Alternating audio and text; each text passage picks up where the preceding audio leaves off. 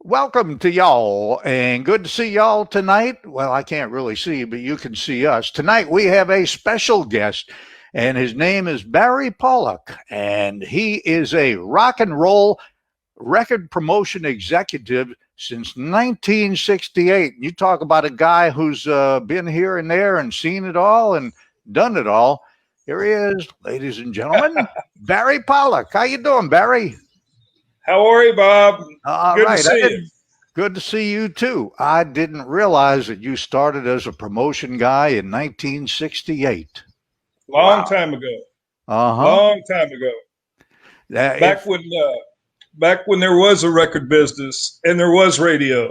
uh-huh. Yes, indeed. See, I wore my shirt for you since you're over there Yeah. in Texas. Mm-hmm. You're God bless still you. I used to love Gillies.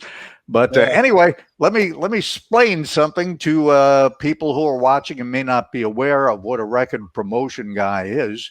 Uh, Back in the 60s and 70s, and I guess into the 80s, uh, all the major labels had a representative in every city.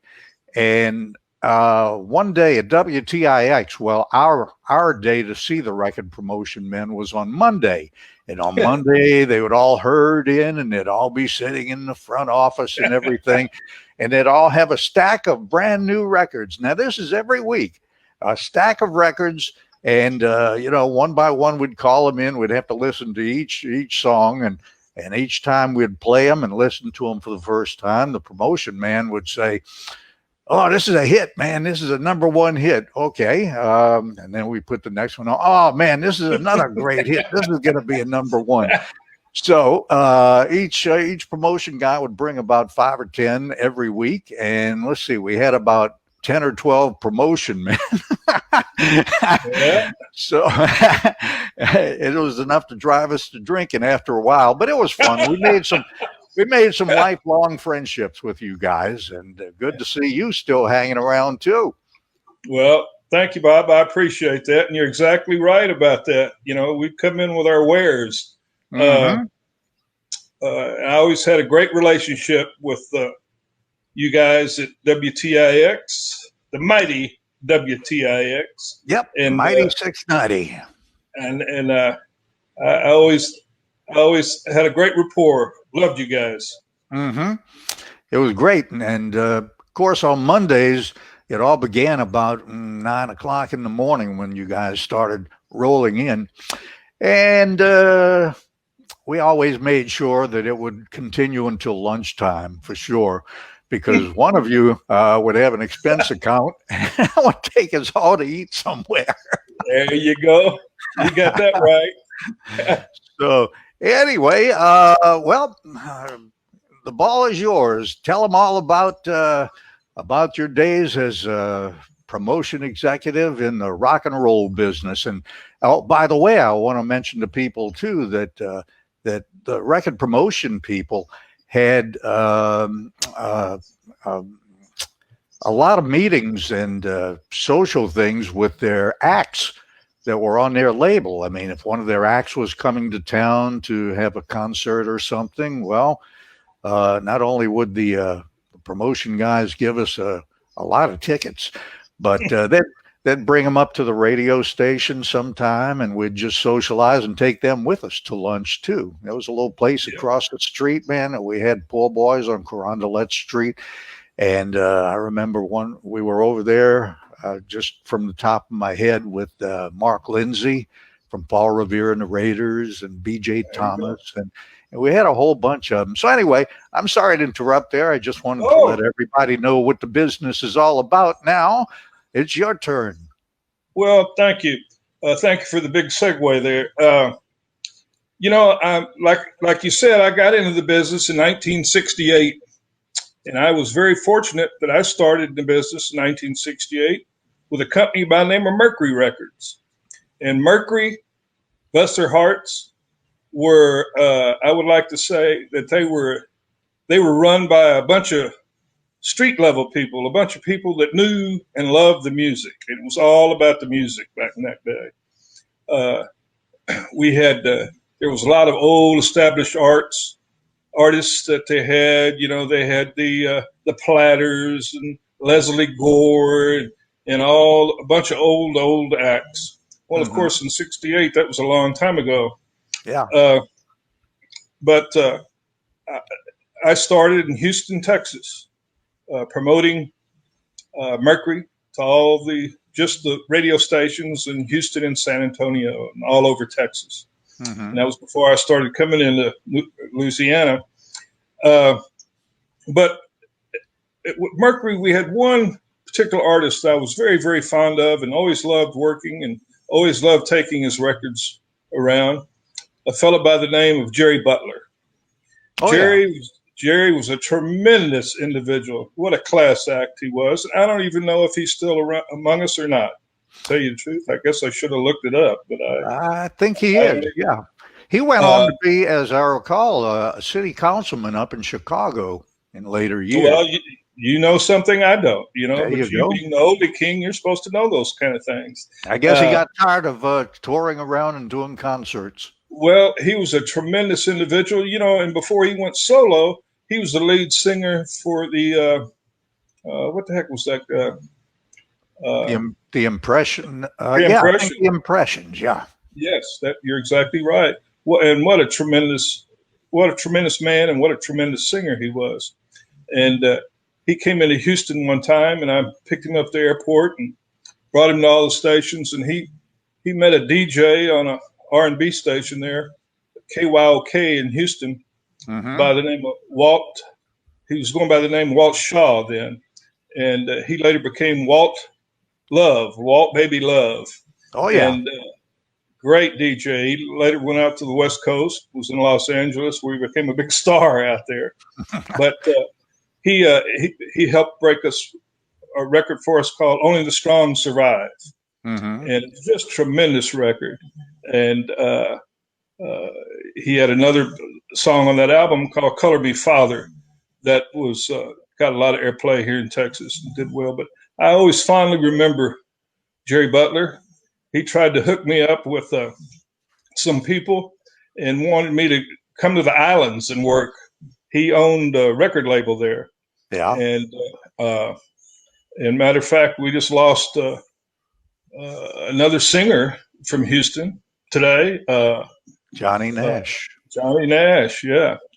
Tremendous singer. Tremendous. And he was part of that deal with that record company in the islands. And I couldn't quite bring myself to do it. But I had some tremendous years with Mercury. While you're still in the Jerry Butler age, right. you want to hear one of my stories about Jerry Butler? Oh, of course, please do. His first label, I think, was VJ. I don't know if was that a part of Mercury as well.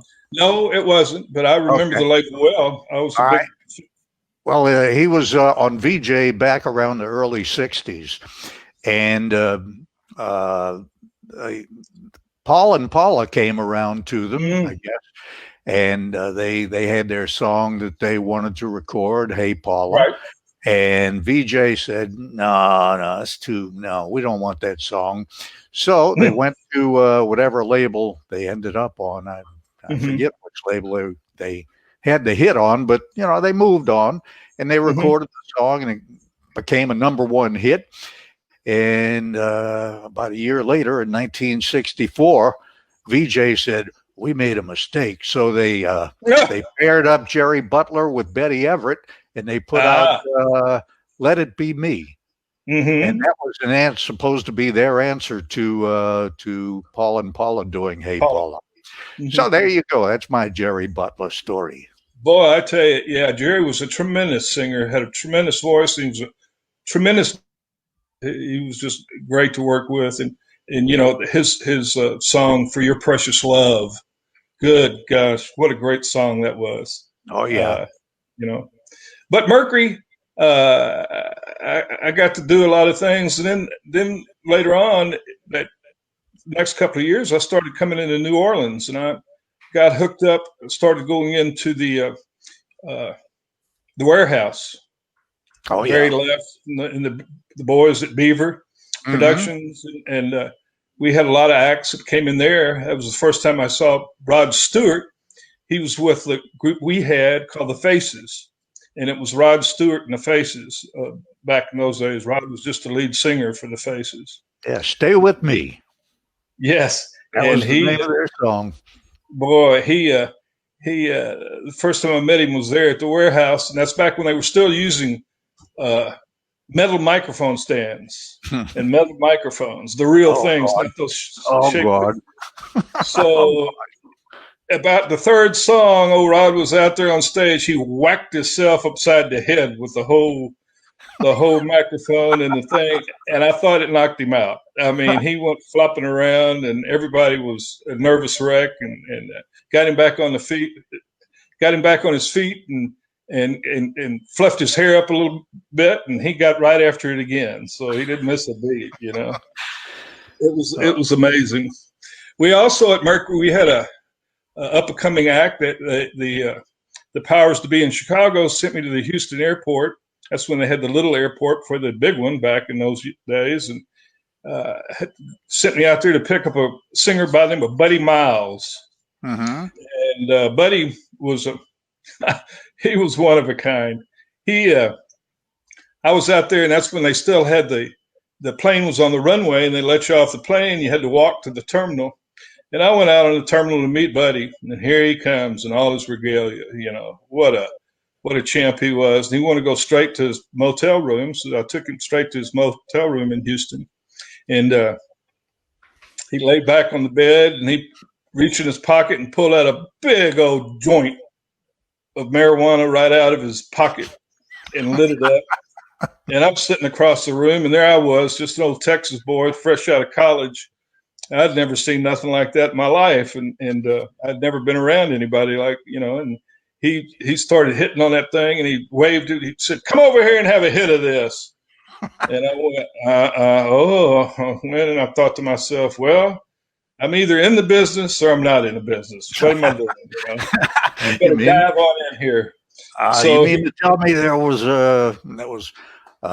illicit drugs in illicit marijuana, yeah. And he was back and he left it in his mouth, and he wanted to give me what they called a power hit back in those, where he'd blow it from his mouth into mine, and I went, oh my God. And he weighed about 350 pounds at the time.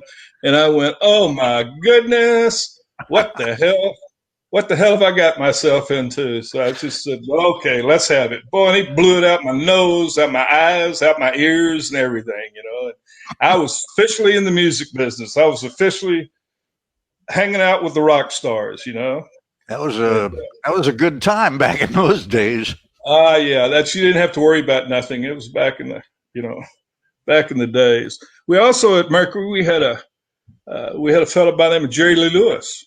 And the killer himself, he's run into some health problems, I understand, in Faraday, Louisiana. I think he still lives in Faraday.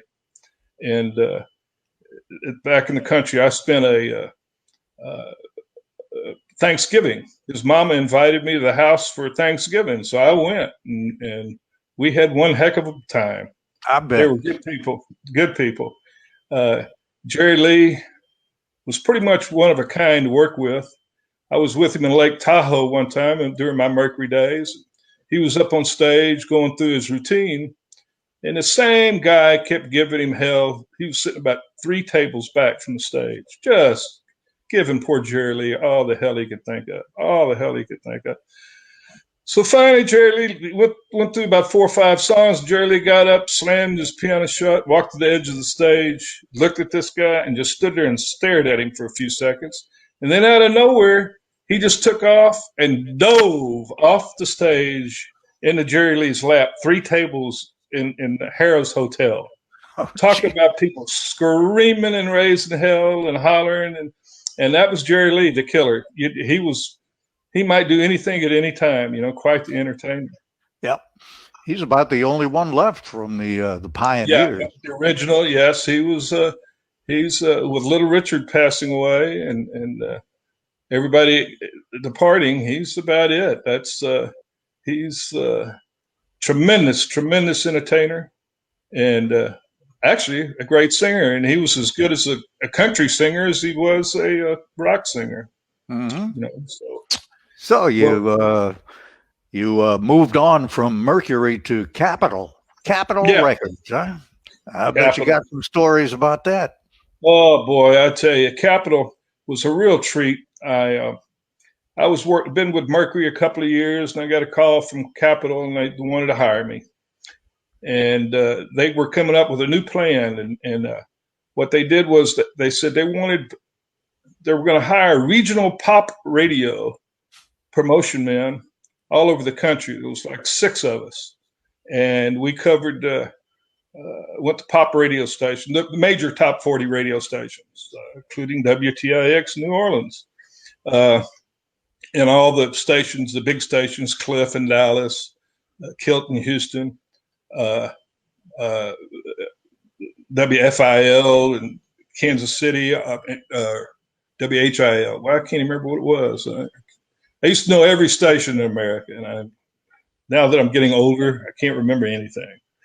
But just to go around and call on the major top 40 stations, all the reporting stations, all the one that reported to Billboard magazines and the ones that reported to Gavin and all that stuff. And so I was the first Southwest. I covered everything from Houston to Kansas City to Oklahoma City to New Orleans and all over. Matter of fact, I'd get up every Monday morning, and I'd head straight to New Orleans, real bright and early, where I could catch Brother Bob Mitchell when he got off the air. Oh yeah, he didn't have time to breathe, man. Y'all were all waiting. Yeah, that's right. But anyway, it was kind of interesting when I went to work for Capitol. When they hired me, they were getting ready to have their national get together, and they were going to have it in Hawaii this year. And it was the next week after I was approached to go to work for them. So I said, well, let me think about this. I said, I like it here at Mercury, but I wanted to talk to you. I said, would you be willing to throw in a trip to Hawaii for me? And they went, sure. We'll throw in a week staying in Honolulu if you'll come to work for us. So that was the real winner for me. The nugget. That'll do it. Yeah. So the next week I flew over to Hawaii and Honolulu, and we were staying at the Ilokai Hotel there on the big beach there. And I got there, and they didn't have a room ready for me. So they said, well, we have one suite we can put you in. That's all we have. And I went, I guess it's me by my lonesome in a suite. So I get in my room, and I'm walking around. The first thing I did, I realized no one there knew me. The only person that knew me was the fellow that hired me, and he wasn't there yet. So I said, well, I better get down to the pool and have me a couple of cocktails. So I go to put on my bathing suit, go down the pool, and I'm there about 30 minutes, and all these meetings are going on, and I'm not going nowhere. I know nobody knows me. I don't know them. So I'm sitting there, and this fella comes up, introduced himself, and it was Joe South. Mm-hmm. And Joe was quite an individual. And he talked me in, and he says, I'm getting ready to go on a tour of all the islands in a helicopter. He said, come go with me. So I said, what the hell? So off we go in a helicopter and a pilot to all the islands. And he was a very interesting artist and a tremendous artist, that games people play. And he had several big hits on Capitol. And then he also wrote several for other people. But he explained to me that he could care less about writing songs for adults, grown-ups. He wanted to write songs for children. And that was his whole theory about his music and the way he wrote songs. He also wrote, I think, I Never Promised You a Rose Garden that somebody else did, but he wrote it. And that was quite an experience, traveling all over the islands with Mr. Joe South. and my introduction to Capitol Records. And I stayed over there a week and never went to one meeting. Didn't cost you a penny. That's the way to do it. It didn't cost me a penny, and it was a wonderful thing, you know. Yeah. And when I got back to Texas, and then I started on my trips going all over, going to the top 40 stations, and I started hanging around a lot of New Orleans. We had a lot of the older acts too on Capitol, and they played the Blue Room there at the old Fairmont Hotel, and we had Nancy Wilson, we had the Letterman, we had who all do we have? Peggy Lee, and then the wonderful Lou Rawls. Lou was a trip. Yeah, did you ever get to meet? Did you ever get to meet Lou? Yeah. He came by WTIX and he brought us over to the Roosevelt Hotel, and he gave us a free breakfast. Me and the real Robert Mitchell. So he invited us, and he was telling us about his stories about how he sang behind Sam Cooke and some of the early days. And I think he was fun. He was nice to share time with. He was quite a treat. He took me after one of the shows there at the Blue Room. He took me to. We went to the Playboy Club. It's back when the Playboy Club was still in the quarter. Yeah, and he was, of course, he had a lot of friends that worked there, a lot of beautiful young ladies, you know, and it was a night to remember. Yeah, courtesy of Mr. Lou Rawls, you know, it was a great evening. I think I ended up dipping my feet in the Mississippi River that night. Lord. Pretty frightening, you know. But it was quite a. Let me look at my notes here. I actually got me some notes. Good. I could. You worked at so many companies. You worked for Mercury, Capitol, ABC, Dunhill, MCA, Capricorn. Yes. From 1968 to the 1980s, early 1980s. That's pretty much when the record business kind of fell apart as far as I was concerned. And it got, it was taken over by attorneys and accountants. There was no more record people, and that was also when radio started to slip to the wayside too a little bit, Yeah. Let's see here. Where am I? Another person that was on Capitol at that time and the big star was Mr. Glenn Campbell that we lost not too long ago. Glenn was also a treat to work with. Boy, he was a wonderful man, and I traveled all over Texas and Louisiana and Oklahoma with Glenn, and he later on he went back to the coast, and I was here in Texas, and my mother had a health emergency and had to go to the hospital, and somehow Glenn found out about it, and I got a call about a few days later from my mother, who's hysterical.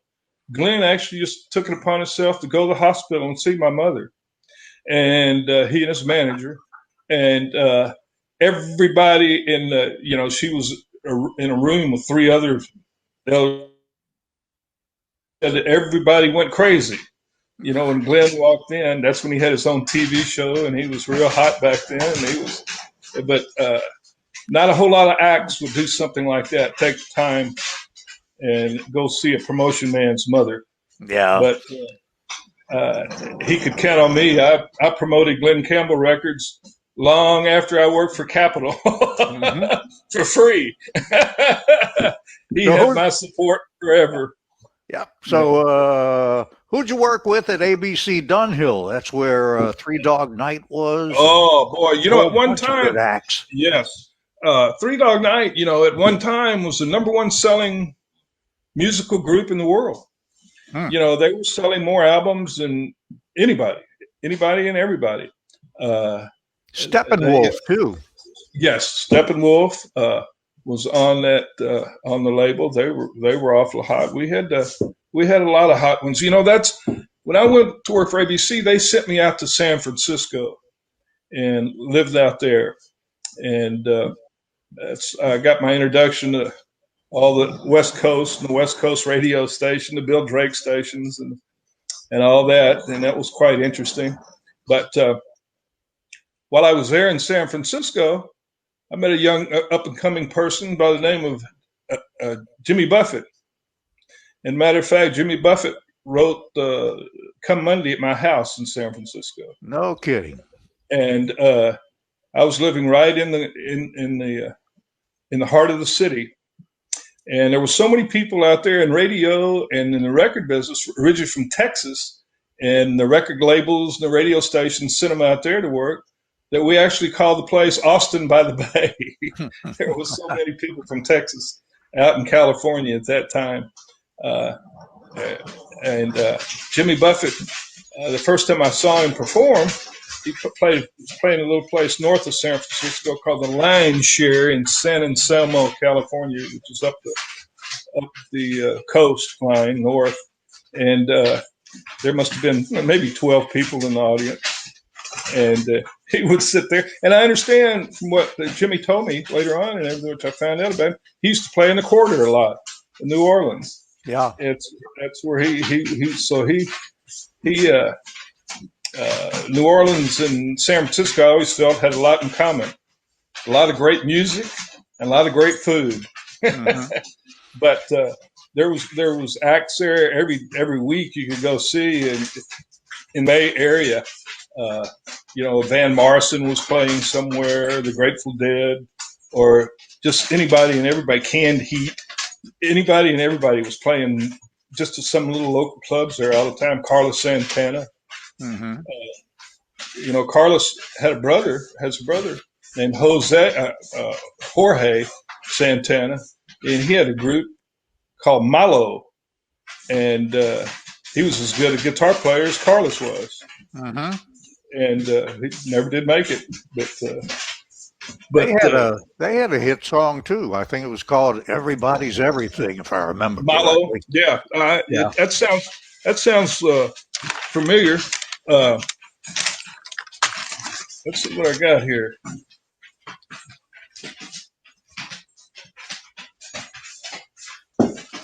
I got a funny story to tell everybody about Jimmy Buffett.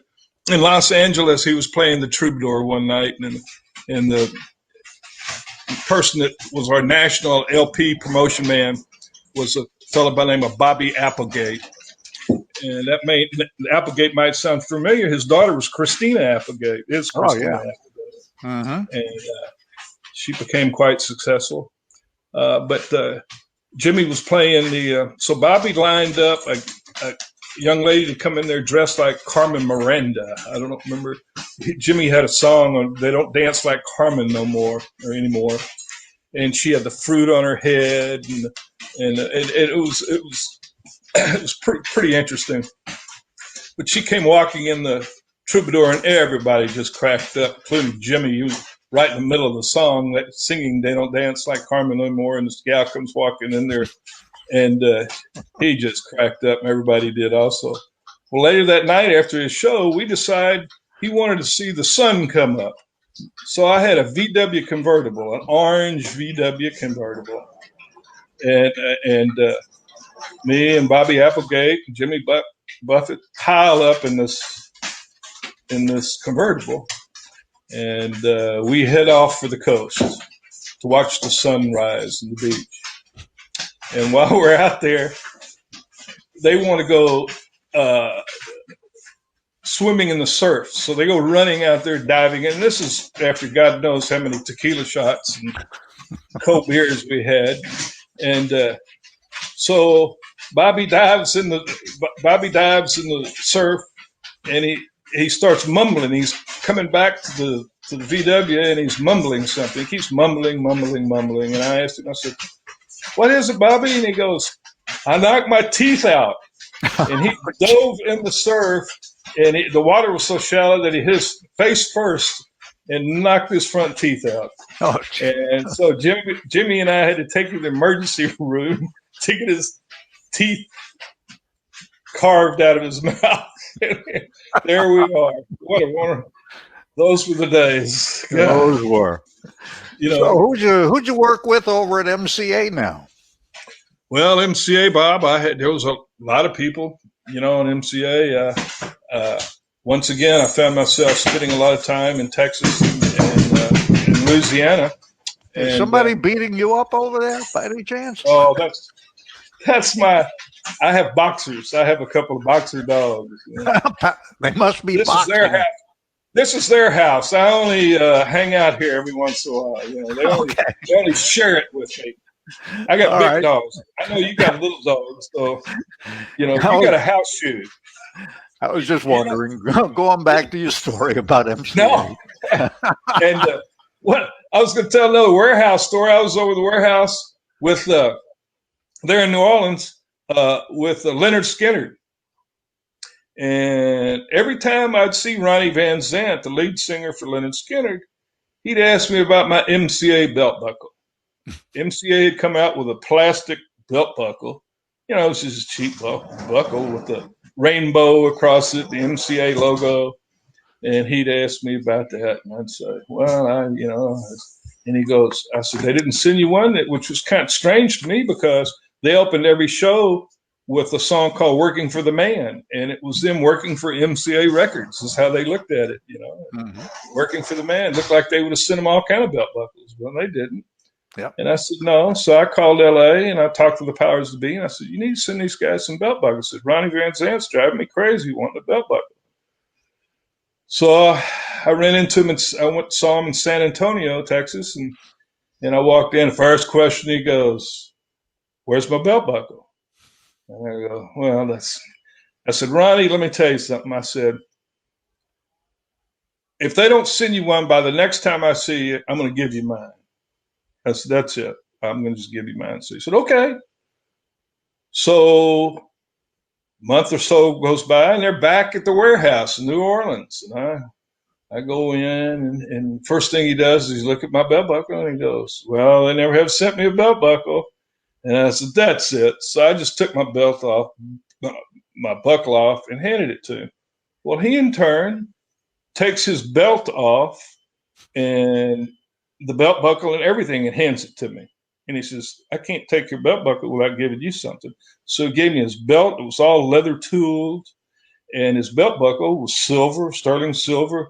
And Bill Graham had given it to him. He had done a day on the green there in Oakland, California.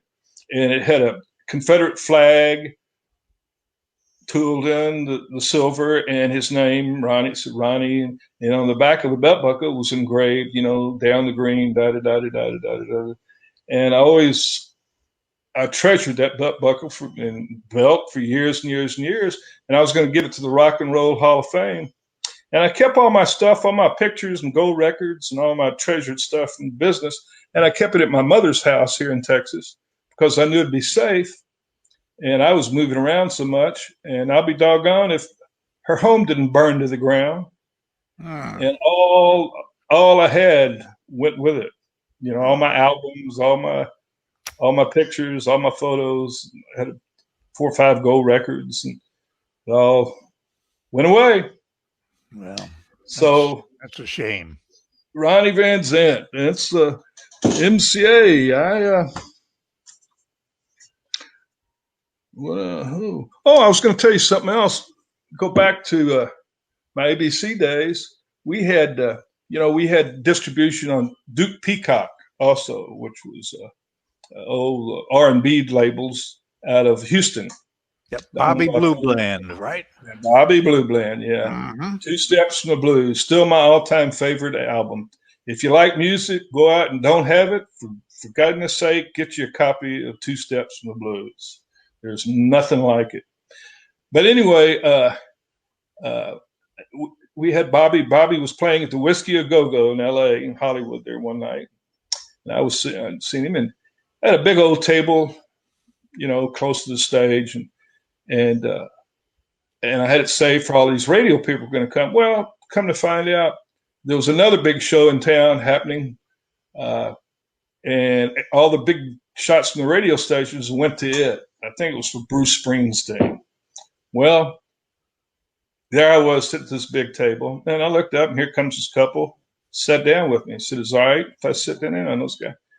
And it was Rod Stewart and his date. And then a few minutes later, he says, "A few of my mates will be here in a little while." So I said, "Great, more the merrier." So Jimmy Page showed up with his date and some other people, and you never know who the hell. And they just were Bobby Blue Bland freaks. They love Bobby Blue Bland, you know. And Two Steps from the Blues, I Pity the Fool. Yeah, it's amazing. I caught a couple of shows that he did here, and he put on a really good show. Did you go? I was in New Orleans one time, and I came in there for the Blues Festival, and back before it became so big. And Bobby and his band played on one of those paddle boats. He played a concert, big show on a paddle boat, and I went out there and saw him play. Probably the president. They were doing. What year would it have been about? That was probably in the late 70s or early 80s. Yeah, that would have been the steamer president. Yeah, they had everybody you can imagine: Fats Domino, Chuck Berry, Johnny Rivers. Well, you know, he had that boat rocking. I bet you he did. It was blowing and going. Let me tell you one story that comes to mind, and this might be my favorite all-time story in the biz. In New Orleans one time, and somebody, I had a conversation with them. They were telling me I was telling them how I loved Fats Domino. I just love that man in his singing, playing, and they told me where Fats lived. Mm-hmm. So I said, "Well, what the hell?" And they said he's home this weekend. This week, I know he's home. So I took it upon myself to go to his house. Drove up to the old brick house, and you know, it was nothing fancy. I don't know if you've ever been in, know where he lived, but I'm sure you knew where he lived. But I was by his driveway looking through the gate. You know, I'm just being nosy as hell. The back door of his house opens up, and here comes the fat man out of the house. He had his robe on with his initials on the thing, you know, and he comes walking out carrying the garbage. He was bringing garbage out, and I said, "Who in the hell's ever going to believe this?" You know. Mm-hmm. So he looked over and saw me, and he was trying to figure out if I was who I was, you know. So I just waved at him. He waved at me, and he came on over. He walked through his house shoes, slippers on, and everything. And I introduced myself, said, "You know, I'm in the record biz. And I work for such and such records, and I just love you." And somebody gave me your address, and I came and he said, "Well, come on in the house." And I sat in there and we drank some coffee, some of that great Louisiana coffee, and must stay there for 2 hours. Just talk to Fats Domino. And that's one of my highlights of being in the record business for so many years. You know, I'll tell you my Fats Domino story. Oh boy. From 1979 to about 1984, I had a show, the Tick's Original Oldie Hour. Oldies were just starting to come back at that time, and my show was from 12 noon until 1 o'clock. And every time I would play a Fats Domino song, the request line would ring, and I would answer it, you know, and, "Hey, Bob, this is Fats. Thank you for playing my music." Yeah, he'd be listening all the time. In fact, another twist on that too is that the gang over in the newsroom at Kilt, KILT in Houston, they used to listen to it. It was so popular. They strung up a dipole outside behind the studio so they could listen to us in New Orleans over in Houston. Well, I tell you, they They always had good taste at Kilt. Yep. And a little more about this Fats Domino thing. One day we got to chatting a little bit on the phone, and he said, "Hey, well, why don't you come over for some red beans and rice?" I said, "Oh, okay, Fats." He said, "Yeah, bring Robert Mitchell too." So we went over there, and we were looking at his house and the fence and everything. He just had Oh one of yeah, them little 4 feet high fences. yeah. You'd think he Oh had yeah. one of these big guard fences, but No, just a regular New Orleans fence, a little 4 foot one. So he had a little metal gate. We went inside, knocked on the door, and door opens, and it's Fats in his undershirt. And he's he didn't have his. he's He cooking didn't the have, red beans and rice for us. He was cooking them, and his brother-in-law Reggie Hall, who was also his manager, he said, "Reggie, we need some Barks root beers. Go on down to the store and get them for us." And so we had a great lunch with him with Fats. He had his little hair net on and everything. Yeah, we had a good meal with him, and then after it was over, he brought us into his living room where he had this little keyboard that looked like the front of one of those old time cars from the '60s and '50s. Like kind of like Paul Revere used to use. He had right. the little. Well, anyway, he sat down at it and he gave us a 2-hour concert, just me and Robert Mitchell, just sitting there and shaking our heads saying, "This can't be real." Not Fats Domino. I mean, he was as big as Elvis was. He was. Oh yeah, he was one of the. I would have to say that he was one of the granddaddies of them all. Him and Elvis and Little Richard and Chuck Berry. Mm-hmm. They, in my observation, they started it all. And everybody just followed along. They followed what those folks gave to them. Yeah. It's amazing. I wish, I wish the business was still the way it was, but like everything changes. Yeah. And I guess they call it progress. Yeah, and I guess so. Here we are talking on the internet. Who the hell would ever figure that out? Well, we've got a lot of memories anyway. I tell you, that's and gray hair to prove it. Yep. At least you still got a few dark ones. I see. Yeah, a few. Yeah. Well, anyway, thank you for sharing your memories with us, Barry. Boy, I tell you, it's the older you get, the harder it is to remember this stuff. And I've got so many stories that they all kind of all get confused at times, and they all run into one another. And but it's refreshing to talk about them, and it's great talking to you. And I have such fond memories of New Orleans. I haven't been back in a lot of years. Well, I was back about 5 or 6 years ago. I took a cruise from there in New Orleans. The lady I was married to at the time, who's since deceased, but she loved cruises, and so we stayed there. And I spent one night at the quarter before we took off on a cruise, and but I couldn't do what I used to do, and I couldn't.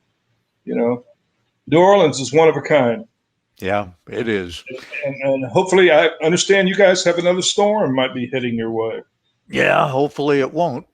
And hopefully in the days ahead, they will open up the city again so we can have music again and the restaurants again, and everything will be back to normal.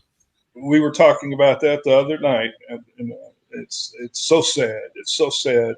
New Orleans is one of the fun places. I've been all over the world, and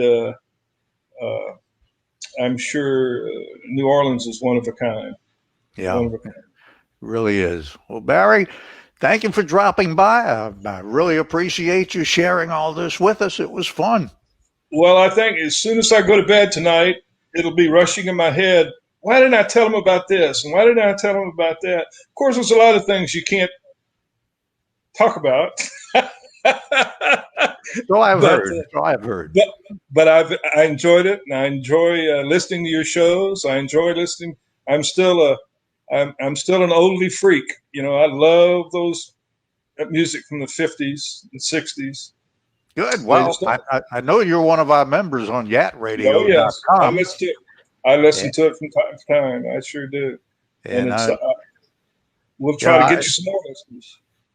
yeah, I went to a concert with Danny and the Juniors. They were friends of mine too. They were at one of the casinos over on the Mississippi Right, Gulf Coast about right. 5 or 6 years ago.